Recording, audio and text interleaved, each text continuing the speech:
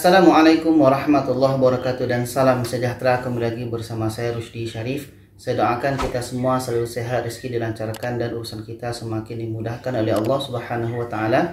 Amin ya Allah ya rabbal alamin. Jadi ini berkenaan dengan sertifikat vaksin yang kita dapatkan vaksinnya di Indonesia.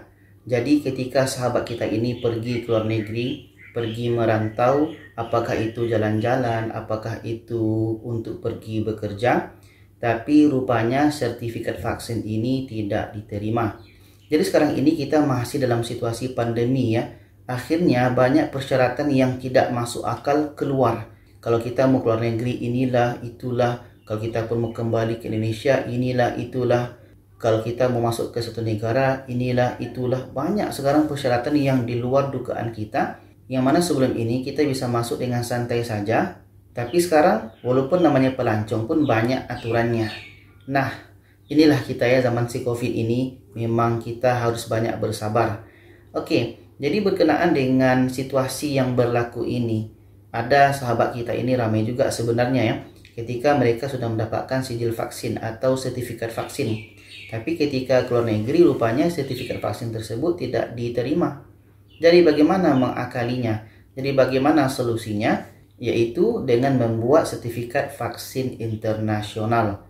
Itulah salah satu solusinya. Kita di Indonesia sudah vaksin, tidak mungkin kan kita di luar negeri pun vaksin lagi untuk mendapatkan sertifikat vaksin yang sah di negara tersebut. Jadi solusinya supaya kita tidak vaksin dua kali di Indonesia, dua kali di luar negeri, maka solusinya dengan membuat sertifikat vaksin internasional. Caranya pun saya pernah membuat tutorialnya, lihat nih di atas. Di situ bagaimana cara kita untuk mendapatkan sertifikat vaksin internasional. Kalau namanya internasional pasti bisa dipakai di negara mana saja. Tapi satu syaratnya, pastikan jenis vaksin tersebut diterima di negara tujuan kita. Contoh yang sebelum ini menjadi permasalahan yaitu tentang vaksin Sinovac. Ada beberapa negara yang tidak menerima vaksin Sinovac. Jadi seperti itu.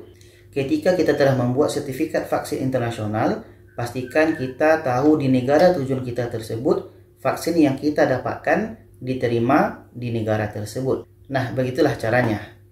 Jadi jangan risau lagi kalau kita ingin keluar negeri. Kalau sudah vaksin di Indonesia 2 kali atau booster, pastikan kita sudah menguruskan atau sudah membuat sertifikat vaksin internasional. Caranya pun mudah, hanya secara online saja.